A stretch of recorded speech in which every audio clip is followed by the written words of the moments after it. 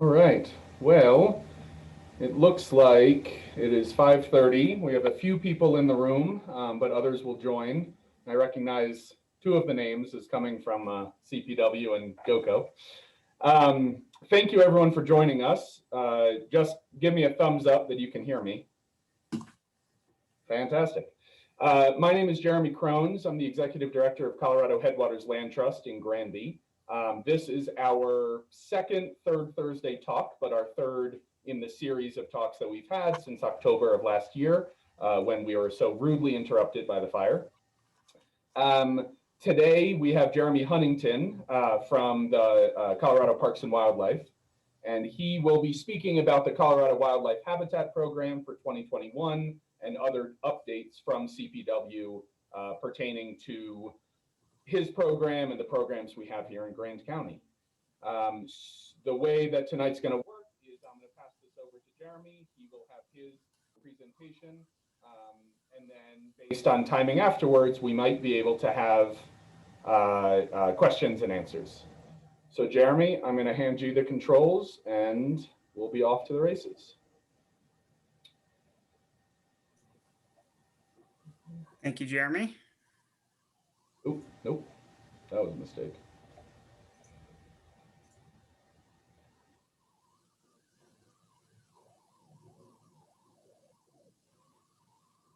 Okay.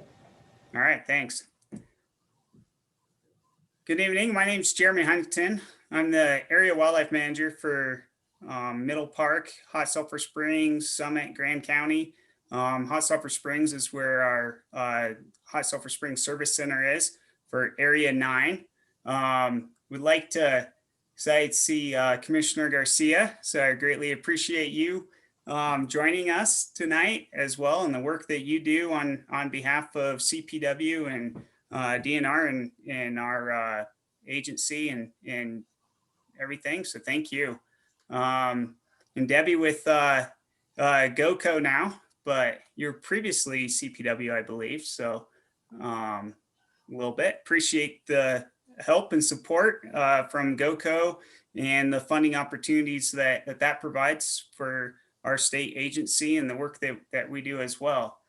So there's at least the two names that I recognize. Appreciate your guys' work. Sorry for the others. I'm still learning all the key players and stuff. I'll have my contact information up on a slide at the end. So if you have any questions, reach out to me.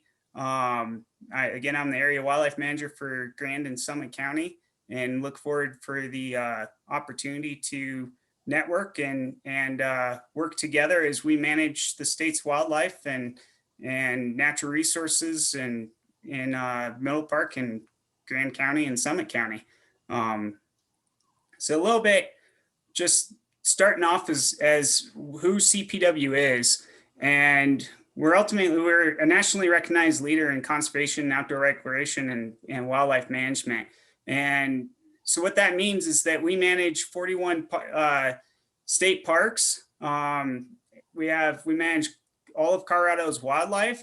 We have over more than 350 state wildlife areas that host that provides the habitat and conservation activities such as hunting and fishing on our state wildlife areas.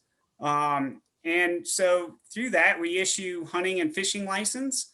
And then that's a major funding component for the wildlife programs, and the work that we do with wildlife comes from the sale of hunting and fishing license in support of conservation. We manage the way that we follow for hunting and fishing. We follow the North America model for wildlife conservation. And a little bit about conservation is that conservation is wise use of a natural resource. So a little different than some of the park systems that they follow more of a preservation, protect it, and not utilizing the resources. And here at CPW, we follow the North American wildlife model, where that's conservation, which is the wise use of the resource. So that means that we're utilizing those resources wisely. We put a lot of science and expertise into our wildlife populations and make sure that we are managing those species Colorado's wildlife appropriately. Interesting thing about wildlife and what's unique to the model also is that its wildlife is in public trust. So it doesn't belong to a single landowner or individual. It belongs to everyone. And we manage that on behalf of all the state citizens, as well as our visitors and guests that find that significant value in wildlife to come and enjoy through wildlife watching, wildlife viewing opportunities, as well as the consumptive use of hunting and fishing.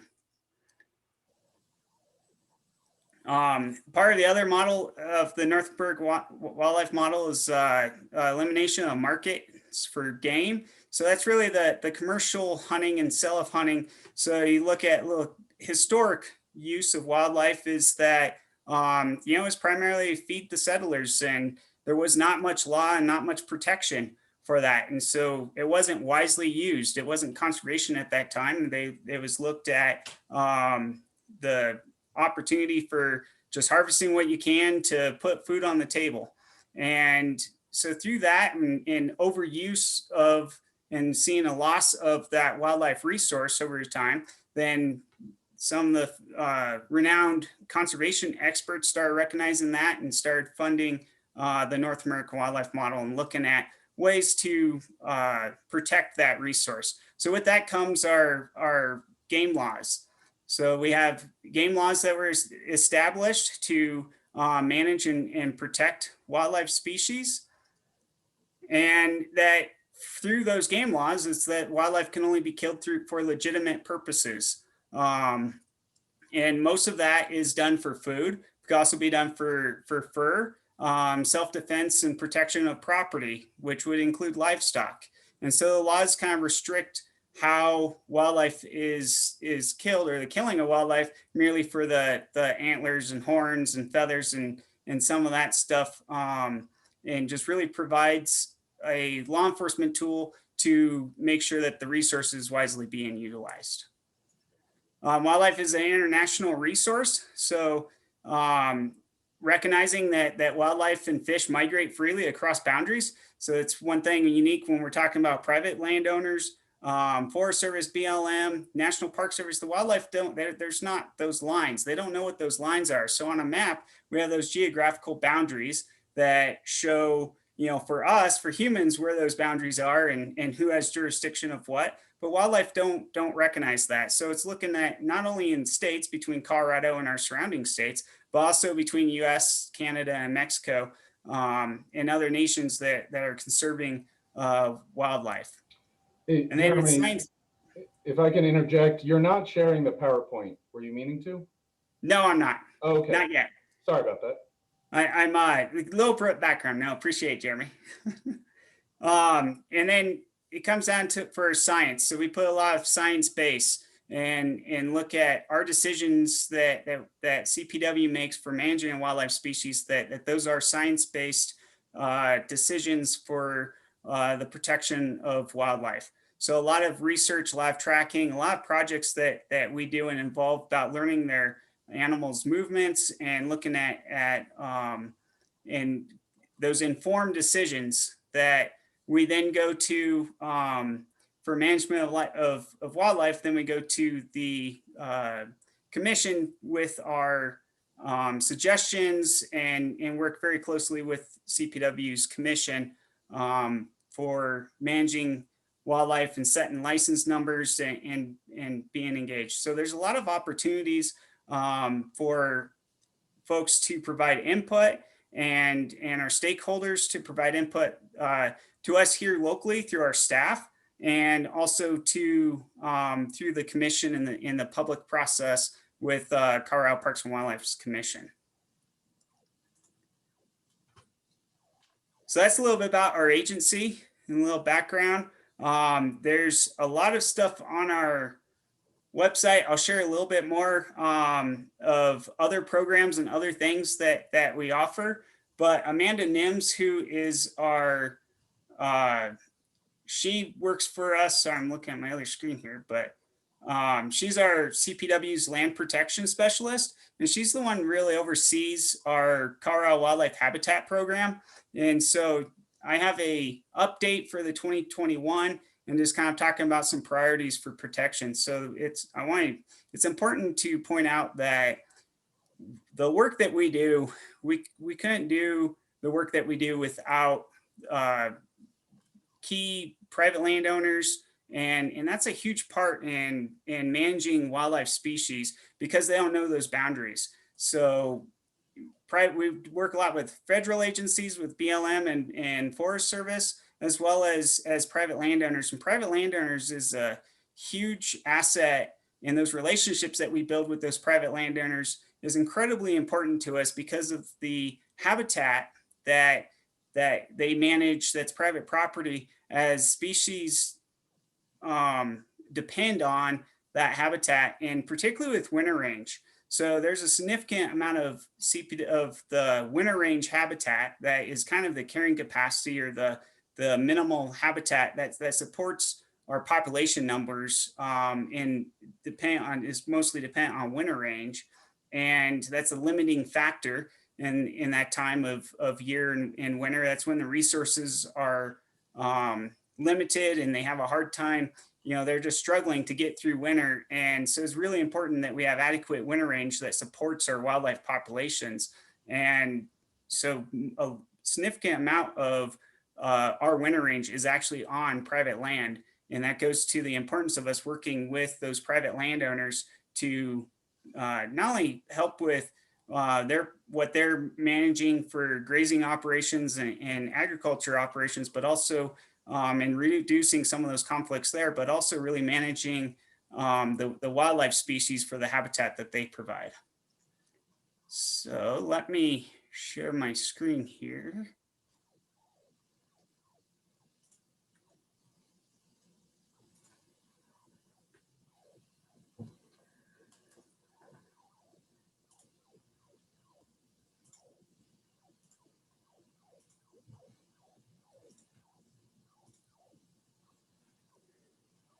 All right.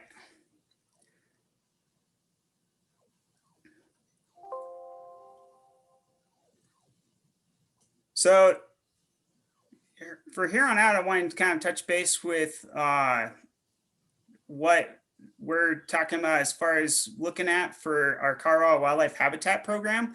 This is kind of a spring 2021 update for that, as far as what that looks like. And to start off, when we're talking about protecting habitat and this incredibly important land that wildlife is dependent on, one of the things that we look at doing is funding and establishing a funding mechanism to work towards partnerships to protect Colorado's wildlife habitat. And so we have developed the Colorado Wildlife Habitat Program, and a lot of times what we refer to that as the RFP. So if a landowner is looking at doing something to protect or conserve some of their land for wildlife purposes, a lot of times we refer to that as RFP, and that's also called request for proposal. So it's actually private landowners coming to us and saying, hey, I recognize that the incredible value that my property is for wildlife, and I would really like to protect that. And so we have the program, and a lot of times we refer it as, when you make a request, you make a proposal to us for that. So that's what we refer to commonly as our RFP process. CPW's annual funding program that provides these opportunities to landowners to protect their wildlife habitat and provide these wildlife related recreation access to the public land. If it's applicable, sometimes they'll also sell their property. So we have conservation easements that is really looking at partners, and a lot of times we really like opportunities to work with third party conservation easement holders, such as land trusts and cattlemen association. There's a lot of conservation easement partners out there that we can work with to put a conservation easement. And a lot of times on these conservation easements, when folks are looking at putting those on, really what they're kind of selling is the development rights to their property. We also have the public access easements. And these are things that we'd have to share or that we utilize that maybe a landowner might join Forest Service or have a good section of the river, and they value the opportunity for the public to have access. So they get a financial incentive to allow the public to access their private property to utilize either recreation or hunting, fishing, and a lot of those opportunities. So we refer to those as our public access easements. And that's also another one of our priorities is between conservation easements and then public access easements. The other thing that's potential that we may fund as CPW is do what we call fee title purchases. And that's when we purchase the property, or a landowner makes a proposal to us to purchase their property outright. Sometimes folks look at that as kind of a legacy. With conservation easements and public access easements, you can still sell your property, and those landowners may change over time.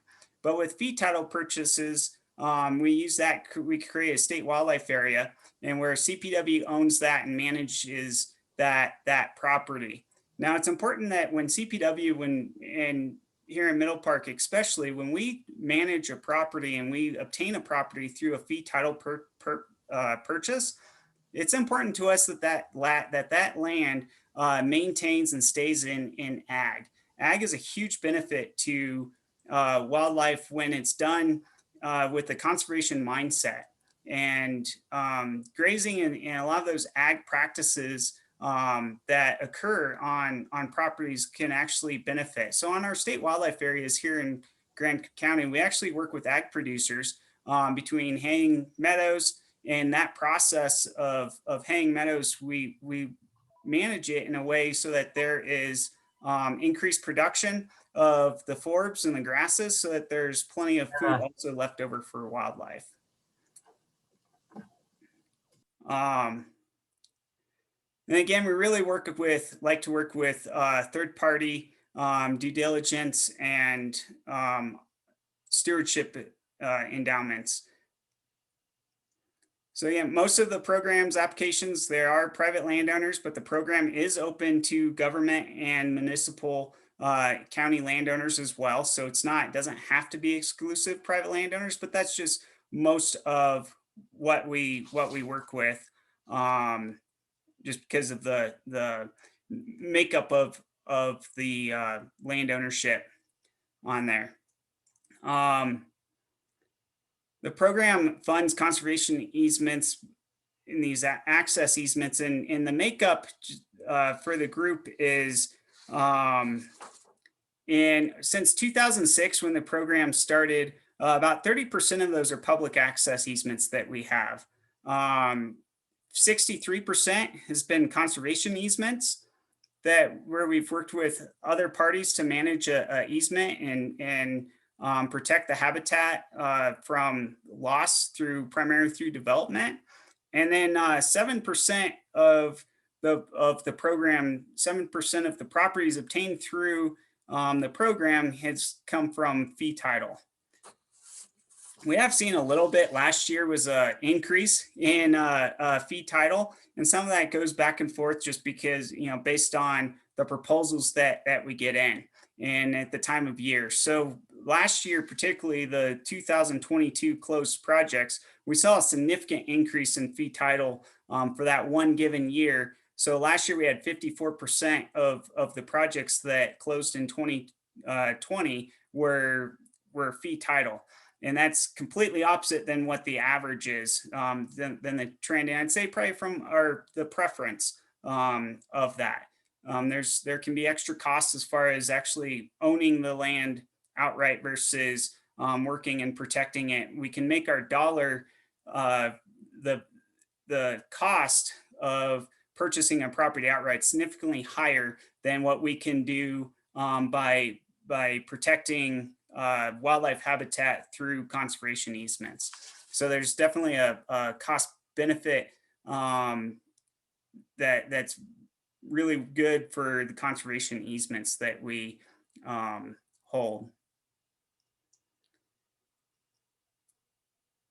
Really important to recognize when I'm talking about these partners on here, it's really important to recognize all of the land trusts that we work here. So here locally, obviously Colorado Headwaters Land Trust is done. So we'd really like to acknowledge the excellence and the historic work that's been done by the Colorado Land Trust and all of Colorado Land Trust community. That and this isn't a complete list of everyone that we've worked with our partners, but there's some that aren't on the list. But ultimately, it's great to work with everyone, and we're really open to ways that we can work together with partners to achieve this goal of wildlife conservation and making sure that our habitat that wildlife depend on is protected. And GOCO is another major funding mechanism for that. So in CPW strategic plan, it includes goals to build collaborative conservation partnerships that enhance CPW's ability to deliver its mission. And so CPW's mission is to perpetuate the state wildlife resource, conserve wildlife habitat, so that there are healthy, sustainable wildlife populations and ecosystems across Colorado. And it's also to provide wildlife-related recreational opportunities. So through this program and with the Land Trust partnership, we're able to work together to succeed in meeting this mutual and respective goal.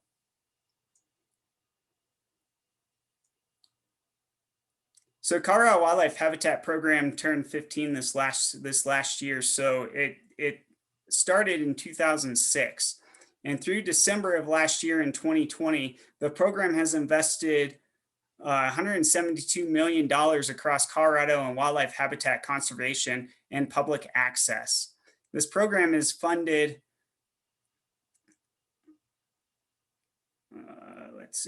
this program has funded conservation easements on over 250,000 acres of public access and almost 120,000 acres, the easements. So 250,000 for conservation easements, and then over 120,000 acres for public access. The slide doesn't seem to say it, but RFP has also helped fund access on 360 miles of river frontage. And what's exciting about these statistics is the land trust community's contributions to these numbers. As of today, including projects that have closed just over the last few months, the RFP has funded a total of 104 conservation easement projects. Approximately 60% of these were third-party land trust conservation easements. So 58 land trust conservation easements represented 156,000 acres conserved wildlife habitat. And a lot of that wouldn't have been possible if it wasn't for these partnerships with the land trusts. And this figure of 172 million only reflects the program's investment. It's not the greater project value, including landowners' donations. So a lot of times a landowner will come and they'll say, hey, our property is valued at this amount. And to make sure and see that our property is a good candidate for the program, we would look at making a donation to that. And so that 172 million doesn't represent the significant donation that landowners make, as well as funding from other partners. So if you add all of that up, as far as the total value, we're probably looking at many more hundreds of thousands of dollars, likely millions of dollars that are going into conserve wildlife that is leveraged by the 172 million from Colorado Wildlife Habitat Program.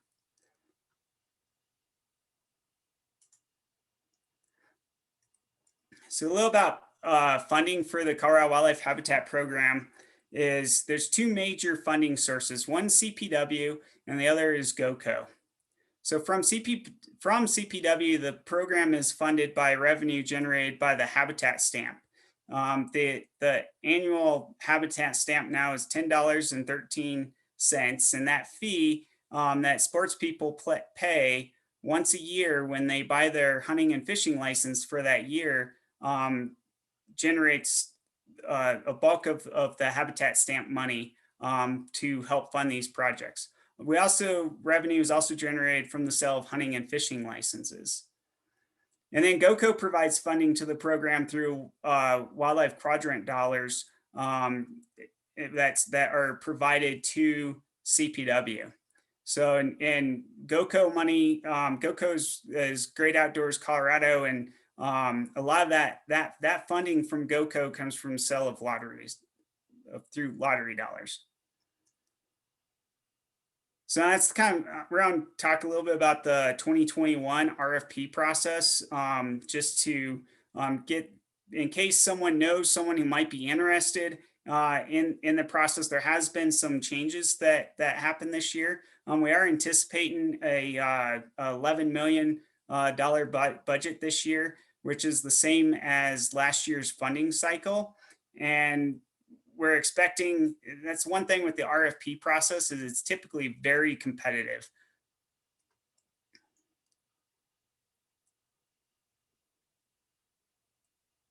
And through that competitive process, it goes through a scoring and a ranking system that starts here with local staff and a lot of local staff involvement initially. And then we make recommendations on a regional level. And then ultimately those levels go to the Habitat Stamp Committee and ultimately also for CPW's commission to approve those. So these funding opportunities that are directed by the Habitat Stamp legislation directly, as well as CPW's policy, which sometimes can change depending on needs of priorities. Currently, this next year for 2021, CPW's leadership is recommending this year's funding priorities to be the same as last year's funding priorities. And that includes investing in conservation that will protect Colorado's big game habitat. So really looking at the public access for hunting and fishing and wildlife viewing is of great interest. When it comes to protecting that big game habitat, we're really looking at winter range and migration corridors especially. So one potential possibility is when like off of Highway 9 and a lot of these other areas, we're looking at safe passages for wildlife crossing highways. And where we have these wildlife crossing corridors, that becomes a significant value and important to make sure that the lands adjacent to that are protected in one way or another, so that way as wildlife move and migrate from their winter range to their transitional and summer range, that they have that ability to get to the resources that they depend on for survival. So we're really looking at the winter range in general, but also these migration corridors and movement corridors. Looking at securing acreage to public access land for hunting and fishing and wildlife viewing, always looking at those opportunities. And then we're looking at also for proposals that protect the biodiversity. So very large scale parcels and those that provide that connectivity to others, lands will typically score the highest and get the highest ranking from us. So we look at what can we get our biggest bang for the wildlife and the wildlife resource for the sports people's dollars that are contributing to funding and protecting and allowing make sure that the wildlife has the habitat that they depend on. It's always the riparian areas and wetlands, and that process is also of value, and those tend to score rank pretty good in the process, especially if we can protect the riparian areas and wetlands, as well as provide access for fishing and maybe waterfowl hunting, or some of those other opportunities. The proposals with public access components in addition to these conservation easements will score the best in the evaluation process, but CPW considers non-access proposals as well. So access is a component, but just, we work with some landowners that are just concerned about public access on their property and what that would look like, with particularly with them owning the property still. And we do have cases and have landowners that's an interest in that we've had some of those properties, but there are times, and we understand that there's the value of conserving and protecting that property, and it might not mean that they have access. With these properties, when we're working through whether it's the public access for hunting and fishing, or if it's big game winter range, if it's when we're working with those landowners to assess those properties and those values, one of our big things that we look at is also developing a management plan, and working with those private landowners to make sure that the management plan that gets developed is also something that works collectively for both, for all the partners. And so there's a lot of special opportunities that become recommended for funding, and our funding preferences anticipated to be similar as last year's, but they're not quite the same. The points would be given to proposals that will conserve working farms and ranches. So again, protecting the value of ag properties, and especially if those are adjacent to wildlife crossings, to protect those movement corridors. But there's in the new proposal next year, there'll be no negative points awarded. It's rather no proposal will have points taken away if it's a fee title proposal. So in the past, for the fee title proposals, those would tend to score a little less on there, and that has changed as I understand it. Also, there's not going to be extra points awarded to give greater leverage brought to the table, or if it's a third-party proposal. So this year, the preference is really just just working farms and ranches and properties that support wildlife crossings, in whatever form that comes to CPW for consideration.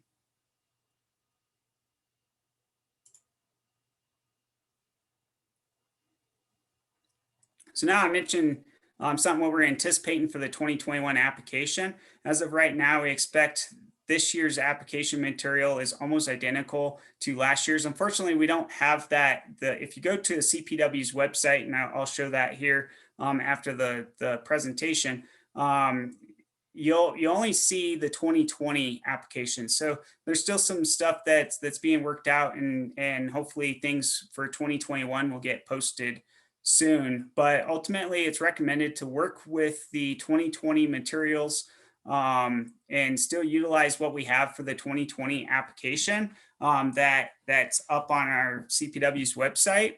And then when the 2021 program is officially announced and kicked off, ready to go, that will get updated on the website. And the idea is that applicants can then just copy and paste their answers into the new application materials. So the 2021 application will be pretty similar to what we had in 2020. But with that, we also expect that there's 2 new questions that are being proposed for the 2021 application under land management section, which will speak directly to farms and ranch properties. One question we'll ask if there's any efforts that have been made to improve the property's soil health over the last 5 years. And the other new question looking at is asking if the landowner has engaged in or completed any legacy planning for their property.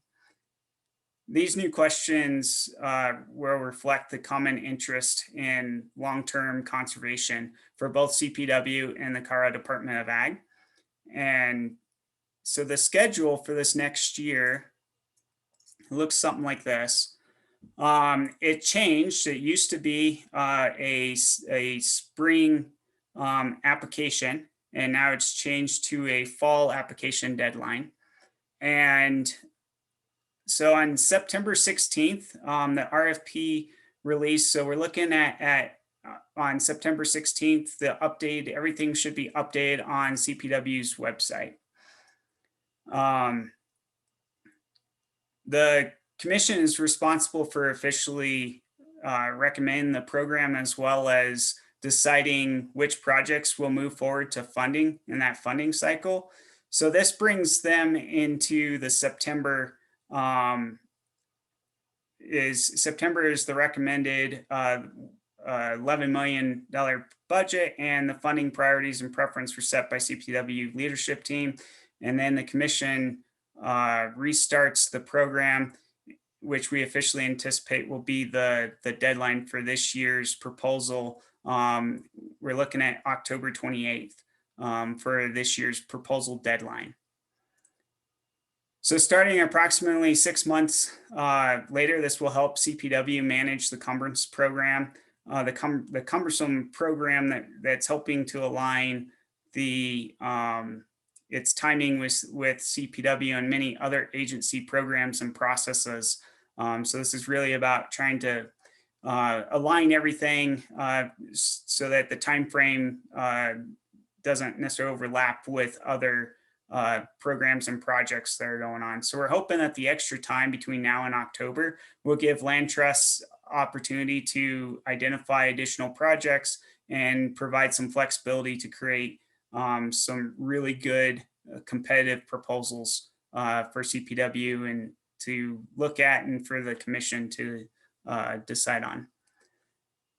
It's also the change is going to help provide with the flexibility for proposal reviewers. So both CPW staff access across the state and the Habitat Stamp Committee reviewers. It helps provide some of that flexibility for those proposals being reviewed.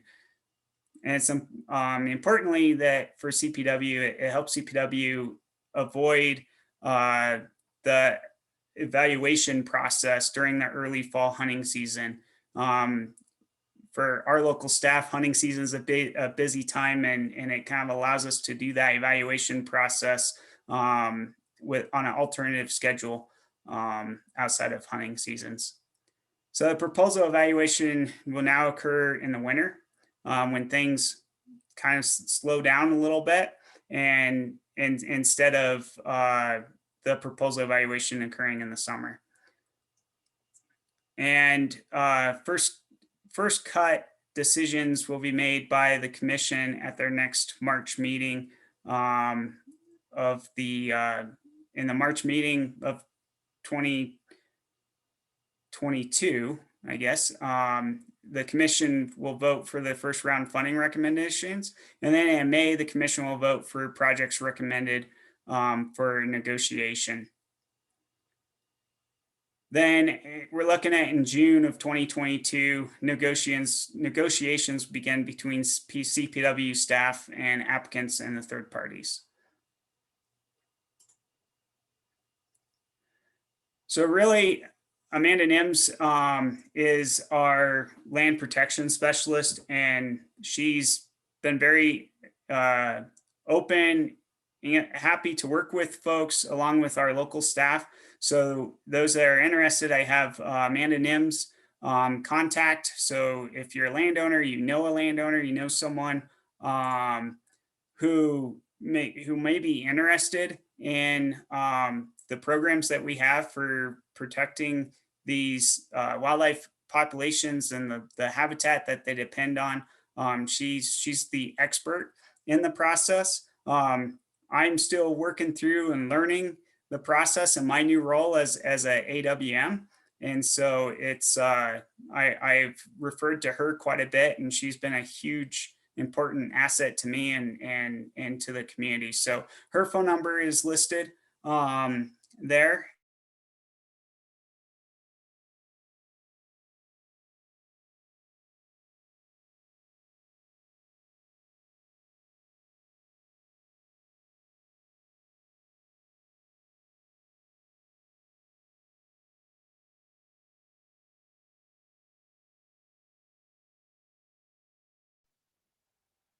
Jeromy, did we lose you?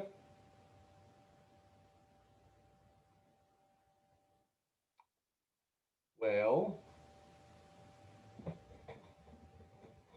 hopefully Jeromy comes back in a second, but here we go. I'm now the host. So it looks like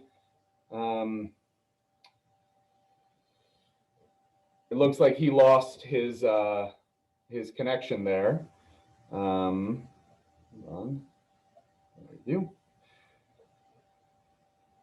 So this is a very unceremonious end. Hopefully, let's see if he can come back in the next couple minutes. I'll keep my eye on the phone as well. But we do have quite an esteemed congregation of audience members here. Debbie or Charles, would you like to say anything about the programs or anything like that? I can unmute you if you raise your hand. Okay. Charles. Do you want to say anything? This is a question. Just set this here. I just quickly, I'm doing double duty here. CPW's Wolf program, Zoom just started at 6 o'clock. So I've got you on the right side and them on the left side. But no, I think Jeromy did a great job of explaining it. And perhaps at some point you could talk a little bit about how your land trust works with both GOCO and CPW and the habitat program. And also one of the groups that we rely on a lot at CPW is the Habitat Stamp Committee. And that's really an important part of that whole process that Jeromy was talking about. But no, great presentation. Thank you for all the work you do at Headwaters Land Trust, and of course, all the work Jeromy does over at CPW. So that's all I've got. It's a pleasure to be with you this evening. Thank you.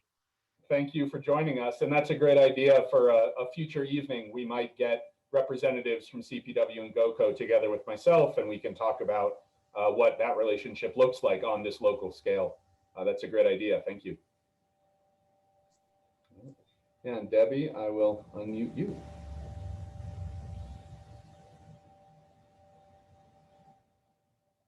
You should see a pop-up asking you to unmute. Okay, go ahead.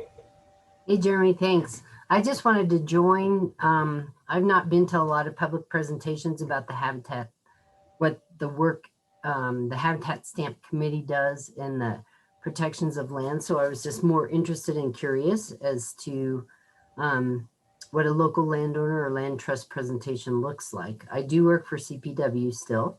I'm in the marketing section, and getting the word out to landowner groups and private landowners of how our programs work. Jeromy did a good job of explaining that. So just the overview. And I started with CPW when the Habitat Stamp program started, and I'm so glad to see the interest carried and the work continued. So that's great. Thank you, Debbie. Sure. As an update, I just texted Jeromy, so we'll see if he replies. But for anyone else joining us, you're welcome to open up your video. And if you have any questions or comments you want to say, I think that there are enough of us here who could at least stumble our way through an answer while Jeremy's not here, that we could have a conversation. So Virgil or Melinda, Daniel or Elle, if you would like to say something, please speak up. I have a question. Go ahead, Melinda. Yeah, I was going to ask Jeromy, but we lost him. How many commissioners are there with CPW, and how are they selected? Charlie, if you're there, this might be a question for you, or Debbie would know as well. So there are 11 commissioners, and they are appointed by the governor and are confirmed by the Senate. As a matter of fact, the Senate Ag Committee today met for confirmation hearings on 3 new commissioners. And out of the 11 commissioners, 3 of those represent sportsmen. So those are people who hunt and fish like me and represent that community. 3 are agriculture, and they represent, of course, the agricultural community. And then there are 3 outdoor rec representatives, and they represent, of course, outdoor rec. And then there are 2 at-large members. And so that makes up the 11 members of the commission. And again, they're appointed by the governor with confirmation by the full Senate, and for a period of 4 years. And you can be reappointed for a second term, so you can serve as much as 8 years. I hope that answers the question. Yeah, very much so. Thanks.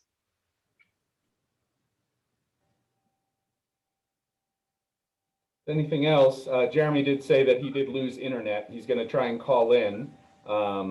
But unless there are any other questions, we can also wrap up for the evening and enjoy what is promising to be a pretty nice evening out here in Grant County. Well, thanks, Jeromy, for a nice presentation. It was very informative. I learned a lot about, I had a general idea of what CPW does, but this was a lot. Yeah, I have a much better, larger understanding of the agency now. So thank him for a good presentation. I will do. Thank you, Melinda. Daniel, you unmuted. Do you have anything to add? As a second homeowner in Grand County and a municipal land manager, I greatly appreciate the efforts that the Colorado Headwaters Land Trust does in the county, and certainly I have a wonderful working relationship with GOCO and CPW, and I just want to thank everyone who's here for all the efforts that you do to provide preservation and outdoor recreation opportunities for the citizens of Colorado. Thank you. Well, thank you, Daniel. We appreciate your support and all the work that you have done and continue to do along the same line. And here is Jeromy on his phone, just to wrap up.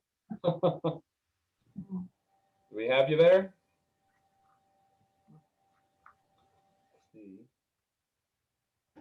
He's muted.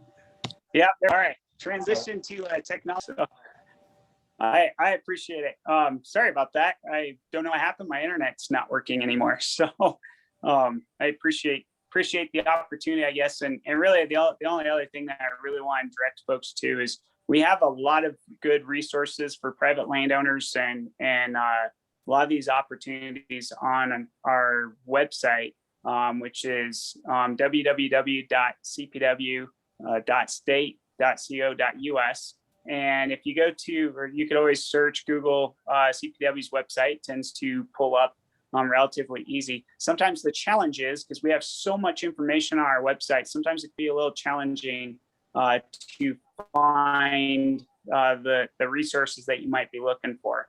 So if you go under the tab about us, we have a private land program tab, and that takes you to all of our private land programs that we offer, including HPP, which is a Habitat Partnership Program. So it's wanted to put a quick plug for HPP.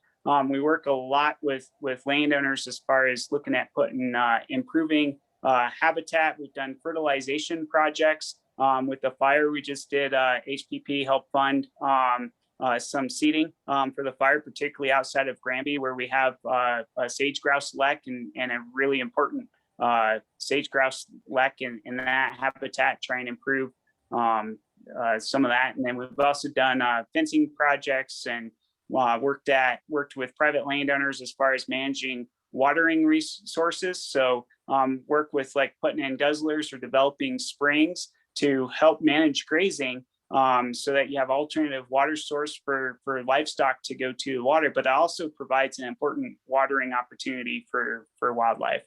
So there's a lot of different things that we do. I'm available anytime, day or night, should you have any questions, and just really greatly appreciate the partnerships and the communities that form, because we certainly could not do the work that we're able to achieve if it wasn't for the landowners and these partnerships with the land trusts and other groups. Thank you, Jeromy. And I will make an effort to include those links and some of those instructions in when we post this on our social media and on YouTube. It'll be in the caption directing people to the CPW website as well. So thank you so much, Jeromy, and everybody else for joining us tonight.